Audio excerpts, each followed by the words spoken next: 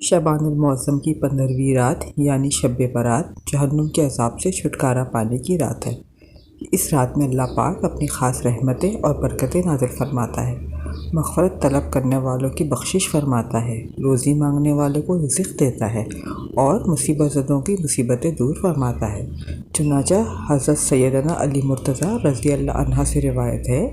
کہ آپ صلی اللہ علیہ وآلہ وسلم نے فرمایا، جب شعبان المعظم کی 15ویں رات یعنی شب برات آئے اس میں قیام یعنی عبادت کرو، دن میں روزے رکھو، بے شک اللہ پاک اس رات سورج غروب ہوتے ہی آسمان دنیا کی طرف نزول رحمت فرماتا ہے اور ارشاد فرماتا ہے کہ کوئی بخشش مانگنے والا ہے کہ میں اسے بخش دوں، کوئی روزی مانگنے والا ہے تو میں اسے روزی دوں، کوئی مصیبت میں مبتلا ہے تو میں اسے عافیت دوں، کوئی ایسا ہے یہاں تک کہ فجر کا وقت شروع ہو جاتا ہے۔ میرے پیارے بھائیوں بہنوں،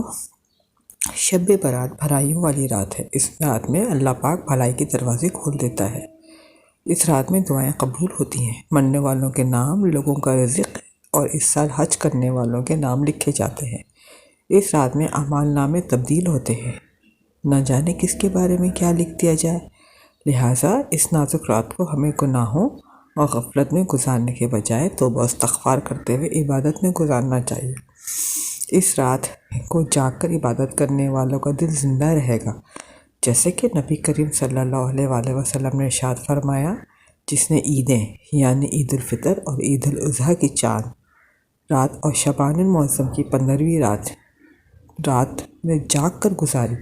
تو اس کا دل کبھی نہیں مرے گا۔ جس لوگوں کا دل مر جائے وہ بیکار ہو جاتے ہیں۔ شب برات کی فضیلت اہمیت جاننے کے بارے میں ہمارے اس رات میں عبادت کرنے کا ذہن بنتا ہے۔ عبادت اکیلے بھی کی جا سکتی ہے اور سب کے ساتھ مل کر بھی کی جا سکتی ہے، مگر تنہائی کی عبادت زیادہ اچھی ہوتی ہے کہ اس میں آپ اللہ سے پوری طرح سے خشوع و خضوع کے ساتھ دعائیں کرتے ہیں، اپنے گناہوں کی معافی مانگتے ہیں، رو کر گڑ گڑا کر اپنی دل کی بات کہہ سکتے ہیں۔ اس لیے ہمیں اس رات اللہ تعالیٰ سے دعائیں کرنی چاہیے، اپنے رزق کے لیے، اپنے خاندان کے لیے اور ان تمام مرحومین کے لیے جو اس دنیا سے جا چکے ہیں۔ ہمیں ان کی مغفرت کی دعائیں کرنی چاہیے۔ اللہ تعالیٰ ہمارے گناہوں کو معاف کرے اور ہمیں نیک عمل کرنے کی توفیق عطا فرمائے۔ یہ ایک ایسی رات ہے جو قسمت والوں کو ہی ملتی ہے، اس لیے اس کو لیلۃ البراء یعنی لیلۃ الرحمت بھی کہتے ہیں۔ اللہ تعالیٰ اس رات میں اپنے بندوں کے لیے رحمت اور خیر کے دروازے کھول دیتا ہے۔ ہمیں جتنا سکون رات کو عبادت سے ملتا ہے، اللہ تعالیٰ کے پاس گڑ گڑا کے سجدہ کر کے وہ ہمیں کبھی بھی کہیں بھی نہیں ملتا۔ اس لیے اپنے گڑ گڑا کے اللہ سے دعا کریں، لیکن یاد رہے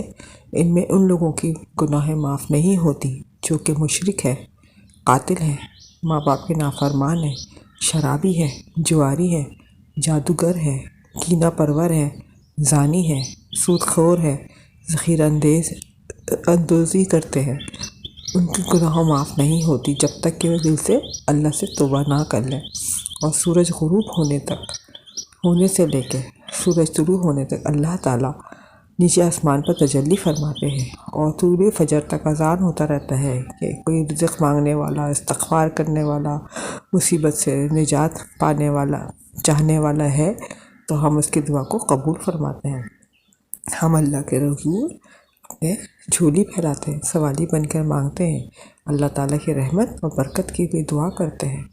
حضرت عائشہ رضی اللہ عنہا سے روایت ہے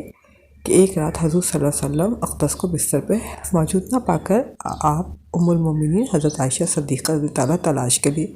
جنت البقیع پہنچی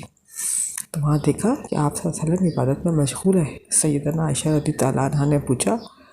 یہ کون سی رات ہے؟ آپ صلی اللہ علیہ وآلہ وسلم نے عرض کی کہ یہ آج شعبان کی 15ویں رات ہے، جس میں اللہ آسمان دنیا کی طرف توجہ فرماتا ہے اور اپنی مخلوق پر تجلی فرما کر بنی قلب قبیلہ کی بکریوں کی بالوں سے بھی زیادہ لوگوں کے گناہ کو بخش دیتا ہے۔ آپ صلی اللہ علیہ وسلم نہ صرف رمضان المبارک میں غیر معمولی طور پہ عبادت فرماتے تھے بلکہ شعبان کے مہینے میں بھی آپ صلی اللہ علیہ وسلم کے اوپر ایک خاص کیفیت طاری ہو جایا کرتی تھی۔ آپ صلی اللہ علیہ وسلم کا ارشاد ہے، رمضان اللہ کا جبکہ شعبان میرا مہینہ ہے۔ اس ماہ کی 15ویں رات کو جاگ کر عبادت کرو اور دن میں روزہ رکھنے کی بہت اہمیت بیان کی گئی ہے۔ حضرت عائشہ رضی اللہ عنہا اور حضرت ام سلمہ فرماتی ہیں کہ رمضان کے سوا سال کے باقی 11 مہینوں میں شعبان ہی وہ مہینہ تھا جس میں حضور صلی اللہ علیہ وسلم سب سے زیادہ روزے رکھا کرتے تھے۔